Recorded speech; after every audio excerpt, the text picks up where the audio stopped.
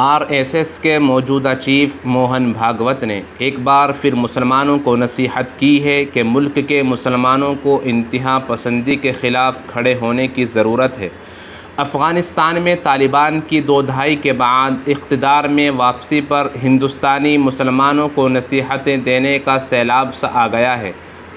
संघ सरबराह माजी में पहले भी यही कहते रहे हैं, लेकिन मुल्क के मौजूदा हालात के पेश नज़र और अक़लियती फ़िरक़े को टारगेट करने के मुतअद्दिद वाक़यात रोनुमा होने के बाद ही आम तौर पर यही ख़याल ज़ाहिर किया जा रहा है कि आरएसएस को यह नसीहत पहले अक्सरियती फ़िरक़े की चंद ऐसी तंजीमों और तेज़ तर्रार लीडरों को करनी चाहिए जो अक़लियत के ताल्लुक़ से मुतनाज़िअ बातें करते रहते हैं। आरएसएस के सरबराह मोहन भागवत ने हाल में चंद मखसूस मुस्लिम तंजीमों के नुमाइंदों से मुलाकात के दौरान एक बार फिर इस बात पर ज़ोर दिया और कहा कि हिंदुओं और मुसलमानों के आबाओ अजदाद एक ही हैं और अगर इस पर गौर किया जाए तो फिर मुल्क का हर शहरी हिंदू ही कहलाया जाएगा। इससे कबल भी उन्होंने यही बातें की थी और एक तनाज़ो खड़ा हो गया था। ताहम उन्होंने ये भी वाज़ेह किया कि इसका मतलब ये नहीं कि वह दूसरे नज़रियात की तौहीन कर रहे हैं। हाल में उनका कहना था कि मुसलमानों के गलबे के लिए नहीं बल्कि मुल्क के गलबे के लिए फ़िक्र करना होगा, जबकि मुसलमानों को यह नसीहत की है कि मुस्लिम क़यादत को बुनियाद परस्ती के ख़िलाफ़ बात करने की ज़रूरत है। ये एक तवीलुल मुद्दती कोशिश होनी चाहिए और ज़ाहिर है कि सब्र व तहम्मुल की ज़रूरत होगी।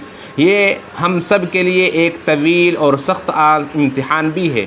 जितनी जल्दी हम शुरू करेंगे हमारे मुआशरे को उतना ही कम नुकसान पहुँचेगा। मतलब सारी की सारी ज़िम्मेदारी मुसलमानों के सर पर थोप दी गई है। मोहन भागवत ने इस बार 2 कदम बढ़कर यह भी कह दिया कि बर्रे सग़ीर में इस्लाम हमला आवरों के साथ आया था और इस तरह उन्होंने तारीख़ी हक़ाइक़ को हस्ब मामूल तोड़ मरोड़ कर पेश करने की कोशिश की है।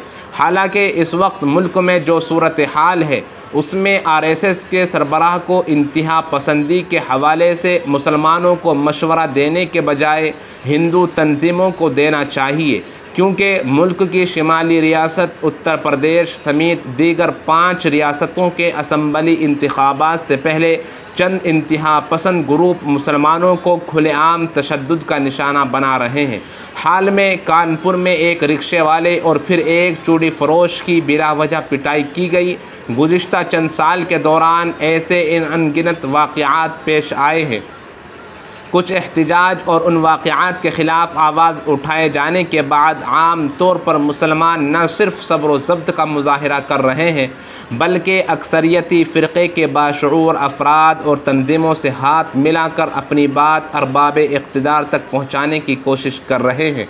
मुल्क में अक्सरियती फ़िरक़े की उन तंजीमों की सरगर्मियाँ तो सब पर आया हो चुकी हैं, ताहम उन्हें खुली छूट हासिल है।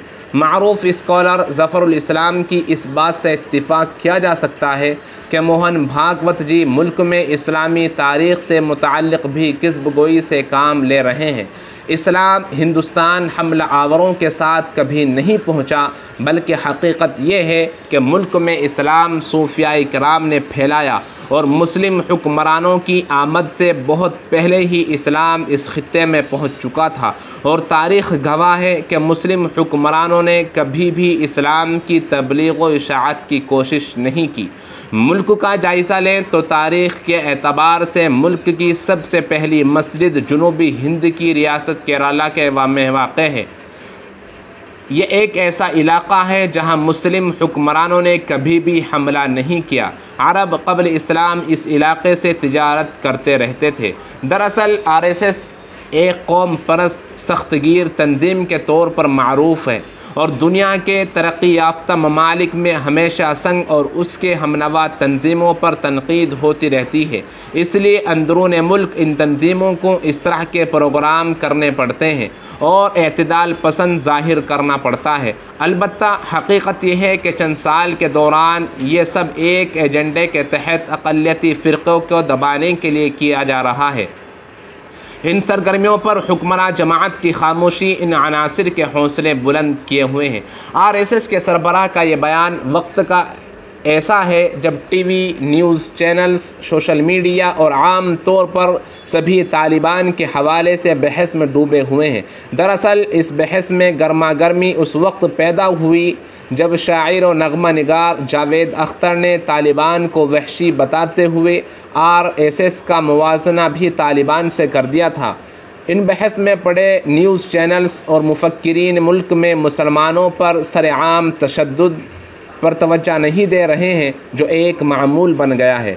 मुसलमानों पर बिला इश्तिआल हमले आम तौर पर हो रहे हैं और हुकूमत की तरफ से उनकी कोई मजम्मत नहीं की जाती।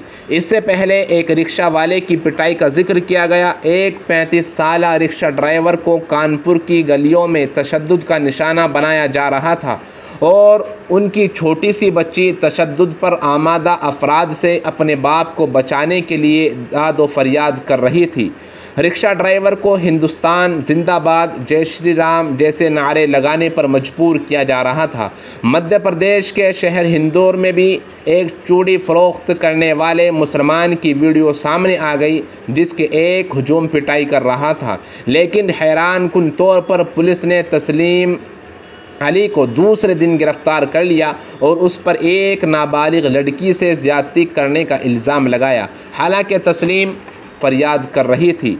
रिक्शा ड्राइवर अली के ख़ानदान वालों और गैर मुस्लिम पड़ोसियों ने इस इल्ज़ाम की सख्ती से तरदीद की है।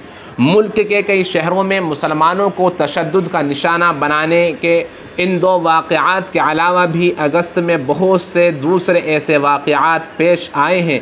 इसी नौइयत के हमले गुज़िश्ता महीनों में भी पेश आते रहे हैं। आम तौर पर यह ख्याल ज़ाहिर किया जाता है कि 2014 में बीजेपी के मरकज़ में बरसरे इक़्तिदार आने के बाद नफ़रत और तशद्दुद मज़ीद बढ़ गया है। वैसे हिंदुस्तान में मजहबी तशद्दुद को कोई नई बात नहीं है, लेकिन ये इक़्तिदार में आने वालों की हिकमत अमली और सियासी हथकंडों का नतीजा बन चुका है।